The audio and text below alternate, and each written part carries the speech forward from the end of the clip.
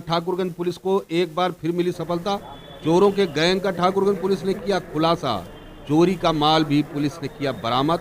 पूर्व में भी चोर चोरी की कई वारदात को दे चुके थे अंजाम। कमिश्नर डी के ठाकुर के दिशा निर्देशन पर एडीसीपी तहसील राजेश कुमार श्रीवास्तव, एसीपी आईटीसी के कुशल नेतृत्व में इंस्पेक्टर ठाकुरगंज सुनील कुमार दुबे ने किया चोरी का पर्दाफाश।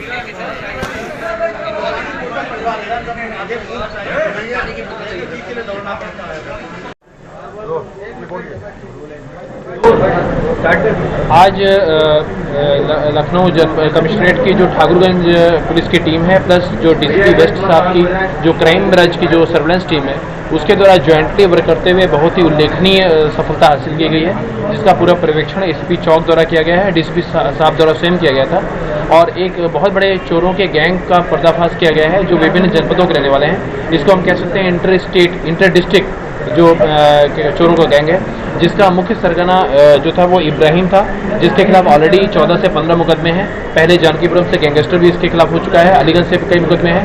2014 में पहले ये प्रकाश में आया था अलीगंज में, उसके बाद से निरंतर लखनऊ में कई घटनाएं इन्होंने की है।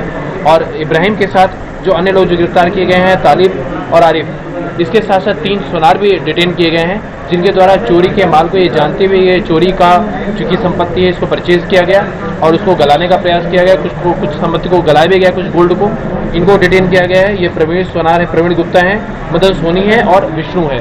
विष्णु जो सोनार है वो लखनऊ के रहने वाले हैं, त्रिवेणी नगर के। शेष लोग सीतापुर जनपद को बिलोंग करते हैं।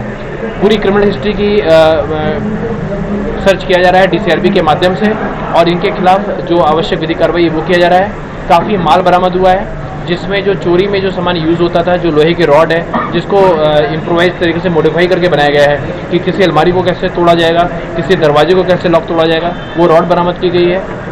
गोल्ड के कुछ ज्वेलरी बरामद की गई है, कैश रुपये बरामद किया गया है, स्कूटी बरामद की गई है, अन्य तमाम सामान बरामद किए गए हैं, चांदी के भी कुछ सामान बरामद किए गए हैं। ये बहुत बड़ी सफलता है जो पूरी श्रेय जो पूरी तरह से क्राइम टीम को जाता है, जिसमें नाहर, आलोक सिंह, इंस्पेक्टर ठाकुरगंज और क्या कहते हैं उनकी पूरी टीम और एसीपी चौक, इन सब लोगों ने बहुत ही ज्वाइंटली और बहुत ही दिन रात मेहनत करके इसको वर्कआउट किया है। बहुत महत्वपूर्ण बात इसमें यह है कि जो चोरियां इसमें वर्कआउट हो रही हैं वो चोरियां एक बहुत चर्चित चोरी थी जो ठाकुरगंज में ही बांध के नीचे हुई थी, जो क्या कहते हैं काफ़ी चर्चित रही सोशल मीडिया में।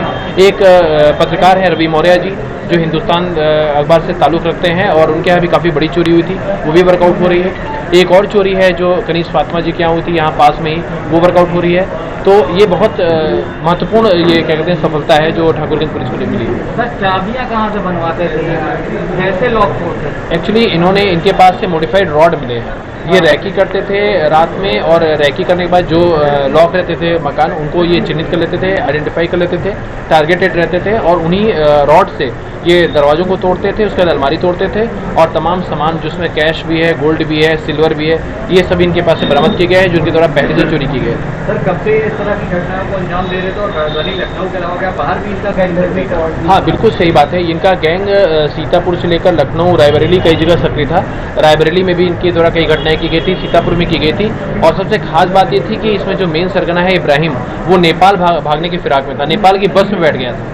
और अगर ये जो सर्वेलेंस की टीम है, जो क्राइम ब्रांच की टीम है, जो डीसीपी वेस्ट साहब के नेतृत्व में काम कर रही थी, अगर ये सही समय पर इंटरसेप्ट न करती और ज्वाइंट टीम इंटरवीन न करती तो शायद जो इसका सरगना है वो नेपाल होता, क्योंकि इसका एक साथी रईस है जो क्या कहते हैं नेपाल में बैठा हुआ है, जो ऑलरेडी यहाँ से कई मुकदमों में डिटेन हो चुका है, लेकिन he is now in Nepal.